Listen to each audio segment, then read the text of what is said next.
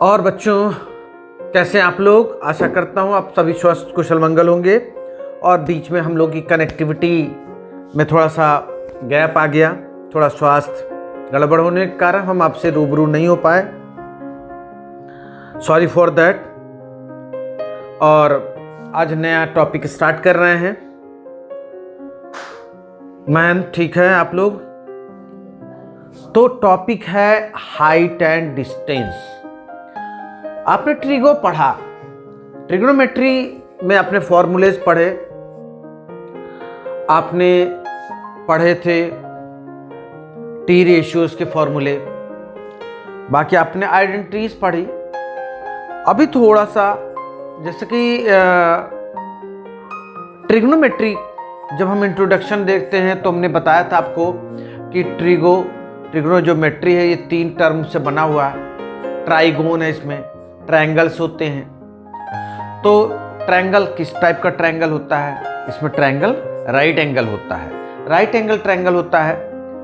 Right angle triangle में आपकी चीजें होती हैं, ये अगर इसका परपेंडिकुलर है, जिसको आप P बोलते हैं, परपेंडिकुलर है, और यहाँ से इसका ये बेस है, और ये है राइट एंगल पे, और यहाँ ये आपका हाइपोटेनस बन जाता है और इसको बोलते हैं बेस, और ये है परपेंडिकुलर। तो ये 90 डिग्री पे है, ये आपका 90 डिग्री के सामने आपका जो होता है हाइपोटेनस होता है। ये आप ट्रिग्नोमेट्री में ये स्टार्ट करते हैं, इसी को बेस लेके चलते हैं। और आपको भी ये भी बताया गया है कि बेस और परपेंडिकुलर और हाइपोटेनस कैसे फाइंड करते हैं, इनके बीच में रिलेशंस क्या होते हैं, उस पर हल्का सा इंट्रोडक्शन कर लेते हैं। तो h square is equal to आपका होता है p square plus b square, ये होता है। अगर आप h फाइंड करना तो ये रूल लगाना है, p फाइंड करना है तो b को ट्रांसपोज करना है, b फाइंड करना है तो p को ट्रांसपोज करना है, और इस तरीके से हम जो है वैल्यूज को फाइंड आउट कर लेते हैं। अब भाई हाइट एंड डिस्टेंस है, हाइट है और डिस्टेंस है। तो हाइट किस तरह की होती है? हाइट स्लैंट हाइट भी होती है। जो हाइपोटेनस है इसको हम स्लैंट हाइट भी बोलते हैं, ठीक है? हिंदी में बोलते हैं इसको तिरछी ऊंचाई है, तो तिरछा है इसको स्लैंट हाइट। और आपका वर्टिकल हाइट 90 डिग्री पे, ये नॉर्मल हाइट हो गई, और ये है इसका बेस यानी डिस्टेंस। तो कितना डिस्टेंस वर्टिकल टर्म में जो है और हॉरिजॉन्टल टर्म में, ये 2 चीजें आती है। तो आपने ये देखा। अब क्या है, इसमें किस तरह के क्वेश्चंस आते हैं? तो बेसिक्स पहले क्या होते हैं, इसमें 2 टर्म यूज होता है। पहला टर्म होता है एलिवेशन, एंगल ऑफ एलिवेशन, और दूसरा होता है एंगल ऑफ डिप्रेशन। तो डिप्रेशन और एलिवेशन, ये 2 टर्म आए इसमें। इस 2 टर्मों में इसका कैसे आपस में कांटेक्ट होते हैं, आइए देखें। कांटेक्ट होता भी है कि नहीं? तो होता क्या है कि जैसे सपोज कर लो कि आप क्लास में बैठे हुए हैं, ठीक है, और आपके हेड के ऊपर एक फैन है, देख रहे हो ना? ये फैन है ना, इस फैन को आप देख रहे हो। तो फैन को जब आप देखते हो तो क्या करते हो कि भाई आपकी जो गर्दन है, आपकी जो नेक है, ये थोड़ी ऊंची हो जाती है जब उसको आप देखते हो, हैं?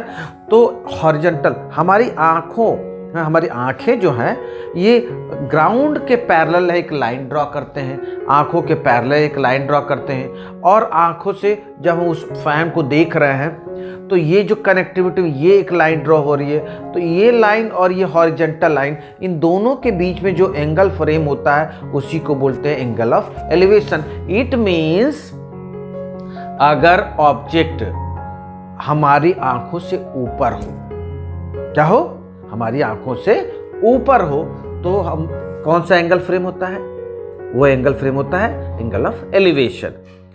कोई टावर है, भाई ऑब्वियस सी बात है, टावर ऊपर ही होगा, ऊंचाई पे टावर होते हैं। कोई टॉप बिल्डिंग है, कोई मल्टी स्टोरीज बिल्डिंग है, कोई प्लेन है, कोई हिल है, और उसको हम देख रहे हैं। तो जब देखते हैं ऊपर, यानी हमारी आंखों से कोई भी ऑब्जेक्ट अबव हो, तो वहां पर एंगल ऑफ एलिवेशन बनते हैं। क्या बनते हैं? Angle of elevation. जैसे सपोज कर लीजिए आप यहाँ हैं और आपकी आंखें यहाँ हैं और ये है टावर या फिर ये हिल है या कोई ये ट्री है, तो आप जब इसको देखते हो तो एंगल ऑफ एलिवेशन बनता है। ठीक है, क्लियर हो गया। अब क्या हुआ, अगर आपने देखा आप जा रहे हो और रास्ते में आपको जो है 1 लाख रुपए पड़ा हुआ मिला, देख रहे हैं कि एक बैग पड़ा हुआ है, कितना, उसमें कितने पैसे, 1 लाख रुपए, तो आप तो एकदम खुश हो जाएंगे, प्रसन्न हो जाएंगे हैं। और जिसका गिरा है वो तो एकदम मारे रो रो के उसका तो एकदम प्राण निकल रहा होगा और आप तो एकदम आप प्रफुल्लित आनंदी भी, हम पार्टी करेंगे, एंजॉय करेंगे, ये करेंगे और प्लान करने लगते हैं। लेकिन उस पर सोचिए कि जिसका वो गिरा होगा, सपोज कर लीजिए उसकी बेटी की शादी हो, उसको बिल्डिंग कंस्ट्रक्शन करना है या इस तरह का कुछ भी ऐसा हो, तो उसको तो कितनी तकलीफ हो रही होगी, है कि नहीं, है ना। समझ में आ रही बात है। ठीक, तो कुल मिला के वो वहाँ पे ऑब्जेक्ट गिरा हुआ, आपने उसको देखा तो ऑब्जेक्ट नीचे पड़ा है, ऑब्जेक्ट नीचे पड़ा है और आप उसको देखते हो तो एंगल ऑफ डिप्रेशन बनता है, एंगल ऑफ डिप्रेशन बनता है। कैसे बनता है भाई, आपकी आंखों से उस ऑब्जेक्ट को, जिस लाइन को आप टच कराते हैं, ज्वाइन कराते हैं, उसको बोलते हैं स्लैंट लाइन, क्योंकि वो किसी न किसी एंगल पे होगा। एक वर्टिकल लाइन है, वो कौन सी, वो नॉर्मल हाइट होती है, लेकिन किसी एंगल पर 90 को छोड़ करके जो एंगल बन रहा है, तो ये जो है लाइन स्लैंट हाइट हो गई। और आपकी आंखों के पैरेलल, आपकी आंखों से ग्राउंड के पैरेलल एक लाइन ड्रॉ करेंगे, उनके बीच में जो एंगल फ्रेम होगा that is called the angle of depression. ठीक है, या मान लीजिए आपको स्कूल जा रहे हैं और स्कूल जाना आपको आप ढूंढ रहे हैं मेरा शूज़ किधर है, तो शूज़ भाई कहीं छत वत में तो रखा नहीं होगा, शूज़ जो है अपने फ्लोर में ही कहीं कॉर्नर में रखा होगा, रैक में रखा होगा। तो जैसे आप उसको ढूंढ रहे हैं तो शूज़ को आप देख रहे हैं, शूज़ नीचे की तरफ है, तो क्या हुआ, एंगल ऑफ डिप्रेशन फ्रेम होगा। रास्ते में आप जा रहे हैं और कोई सीवर का टैंक दिखा, सीवर का टैंक जा रहे हैं, हाँ, तो वो क्या हुआ, कोई पोल है, पोल का जो बॉटम है वो एंगल ऑफ डिप्रेशन बनाएगा। ठीक है, तो एंगल ऑफ एलिवेशन,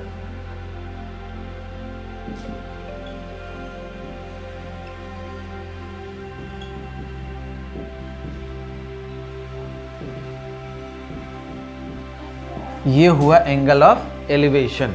अब एंगल ऑफ एलिवेशन में ये आप हैं और ये आपकी आई है, ये आपकी आई है और यहाँ पर ये है आपका ट्री, क्या है, ये ट्री है। और यहाँ से जब आप इसको देखते हो तो आपकी आंखों पे जो एंगल बना that is called the angle of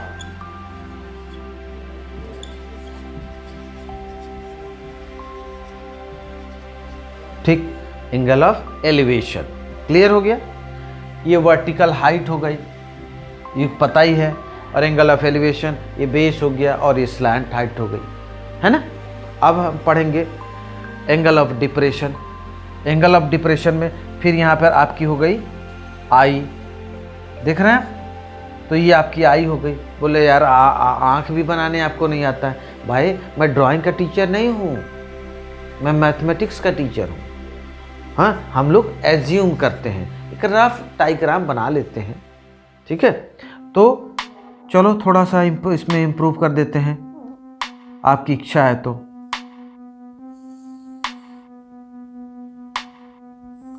यार आप लोग भी क्या क्या करवा लेते हो, कभी कभी ड्राइंग के टीचर भी बनवा देते हो।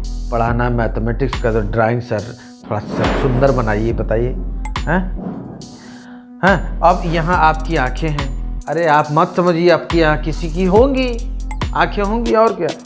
ठीक है, ये आंखें हैं, तो ये आंखें और यहाँ पर क्या है, एक बैग पड़ा है।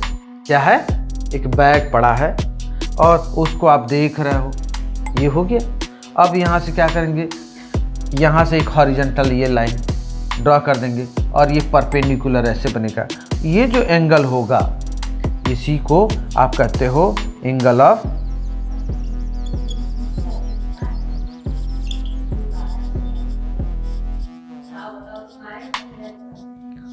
Angle of depression. क्या हुआ? Angle of depression. तो हो गया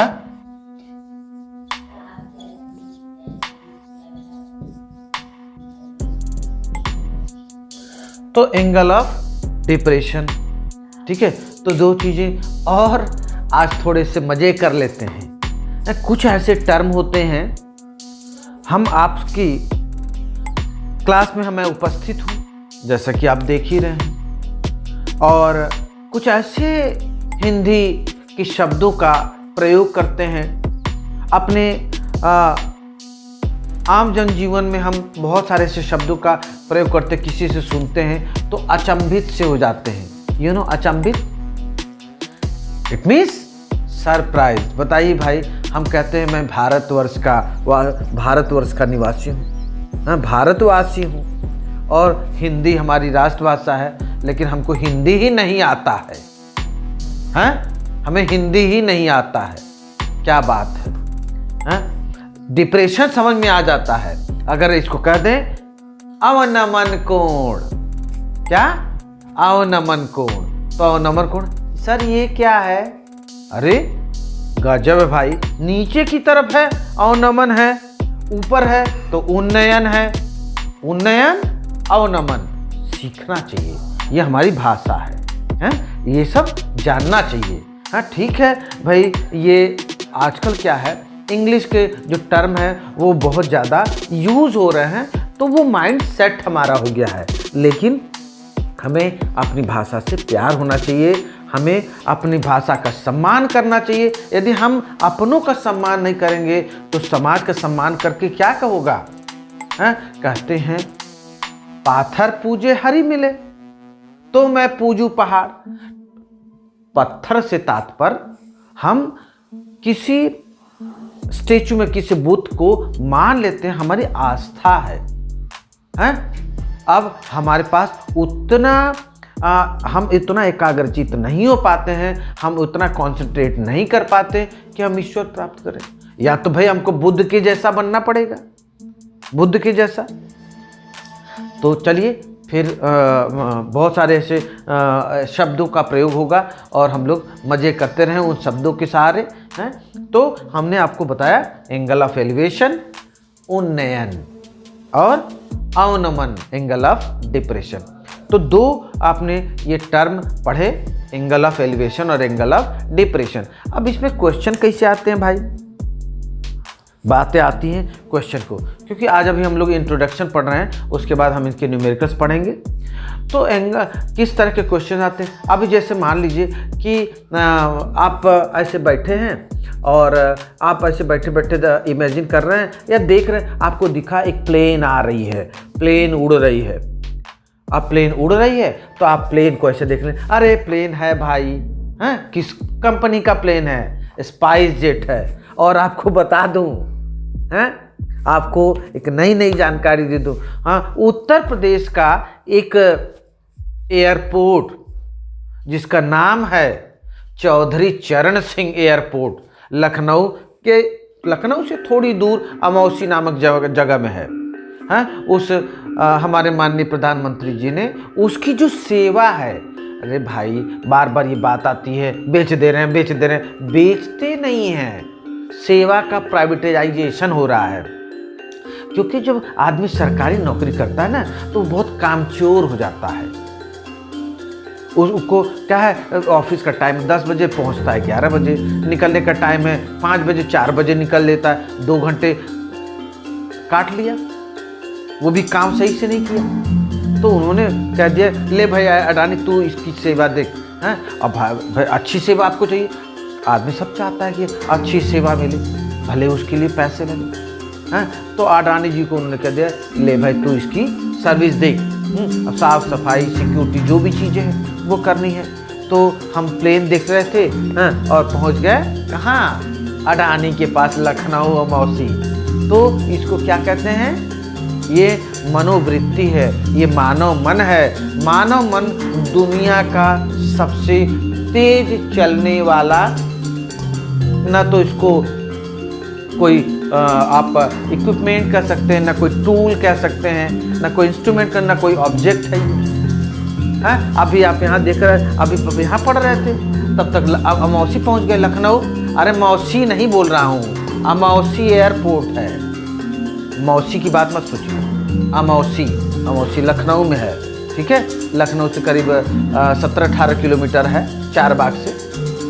हाँ गया हूँ भाई, गया हूँ। चलो ठीक है। तो हम देख रहे थे एरोप्लेन को जब देख रहे थे तो हमने देखा तो गर्दन हमारी झुक गई। अरे झुकी कहाँ यार, उठ गई ना, गर्दन उठ गई।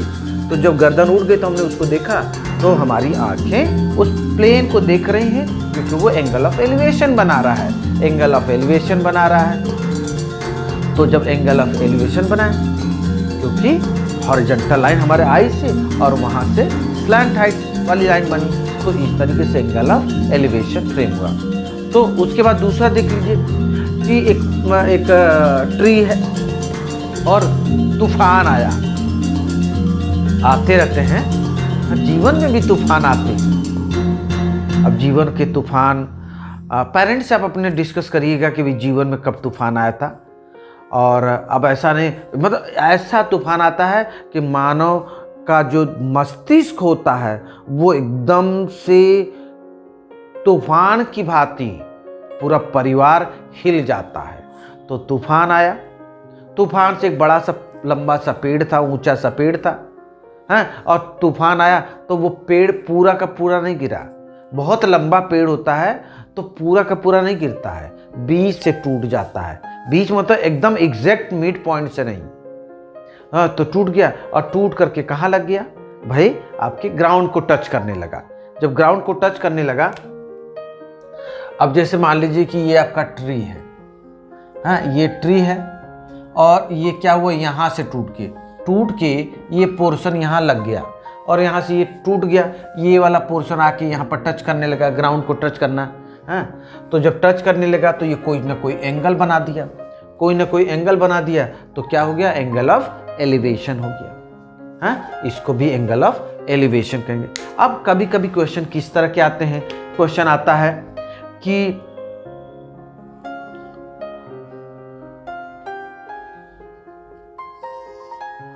एक सीढ़ी है, लैडर, अब दीवालों पे चढ़ते हैं, ठीक है। एक लैडर है और ये एक रोड है, रोड के साइड में 2 हाउस हैं, हैं 2 हाउस हैं, और उन दोनों घरों के बीच में वो लैडर रखी है, और ये लैडर इधर की तरफ रखी है, और इधर की तरफ उसको टर्न करते हैं, और इधर की तरफ टर्न करते हैं,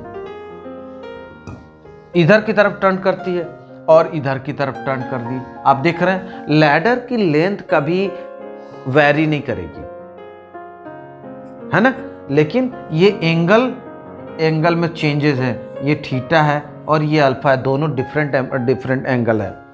तो जिधर एंगल मोर होगा उधर टॉप में ज़्यादा जाएगा, और जिधर एंगल लेस होगा उधर थोड़ा डाउनवर्ड्स जाएगा, ठीक है।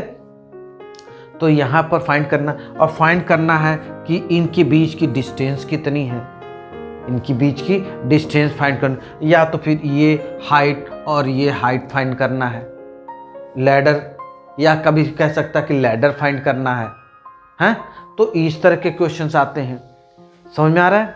अब क्या है भाई, एक आदमी है, ये अपने घर पे बैठा हुआ है, हैं, बैठ करके एक ये टावर है, टावर को यहाँ से ये देख रहा है, यहाँ भी देख रहा है और इसके बॉटम को भी देख रहा है। तो टॉप को देखिएगा तो यहाँ से एंगल ऑफ एलिवेशन बना दिया, और जब नीचे की तरफ देखा तो एंगल ऑफ डिप्रेशन बना दिया, ये अल्फा बना दिया। तो एक ही आदमी 2 तरह के एंगल बनाया, एंगल ऑफ एलिवेशन और एंगल ऑफ डिप्रेशन। इस तरह के क्वेश्चंस आते हैं। तो अब दूसरा क्वेश्चन क्या आता है कि एक आदमी है जो प्लेन में बैठा है, बैठ लीजिए भाई, कल्पना करना है, कुछ भी कर लो यार, हैं, कल्पना करने में कौन सा पैसा लगा है। तो ये प्लेन है, ऐसी प्लेन में मनोज बैठे हो तुम, है ना। अरे ऐसा बनो कि प्लेन में लगभग साल के 6 महीने बैठने पड़े। अरे यार उसी में रहना नहीं है, मतलब आप टूर कर रहे हो, यहाँ जा रहे हो, वहाँ जा रहे हो, मौज ले रहे हो जिंदगी का। तो आइए, ये प्लेन में बैठे हो और प्लेन में बैठ करके और एक यहाँ पर और एक यहाँ पे माइलस्टोन है। You know, do you know about milestone? What is the meaning of milestone? Milestone, kilometer stone. Right now today it is known as kilometer stone.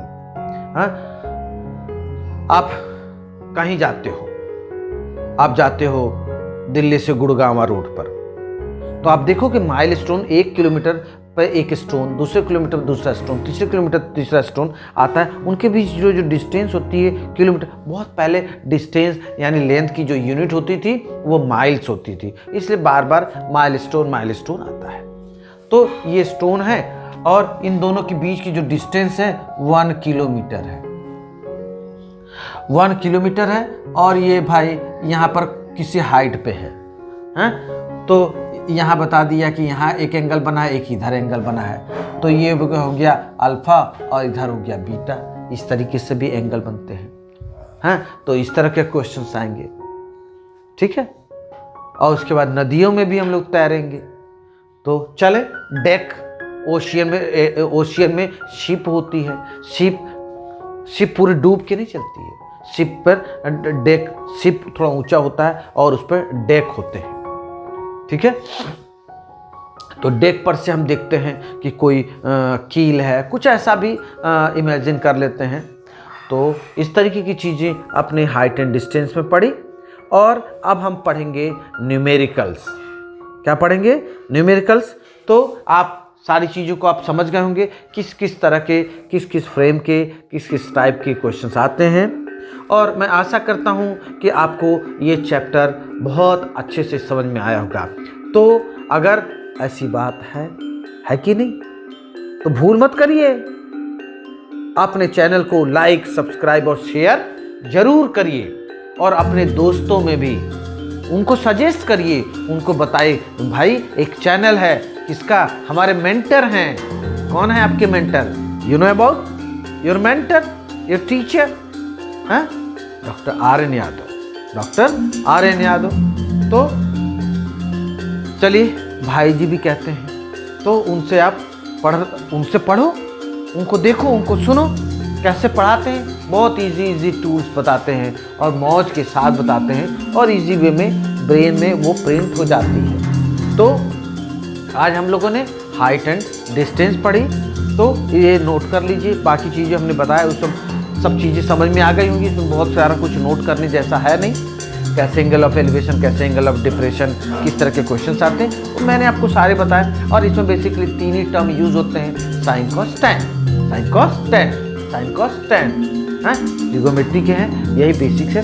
उसमें भी टैन और कॉट को छोड़ दीजिए, टैन ज़्यादा यूज होता है। जब आपको हाइपोटेनस की बात आती है तो कॉस और साइन दोनों को यूज कर सकते हैं। तो चलिए, आज के लिए इतना ही।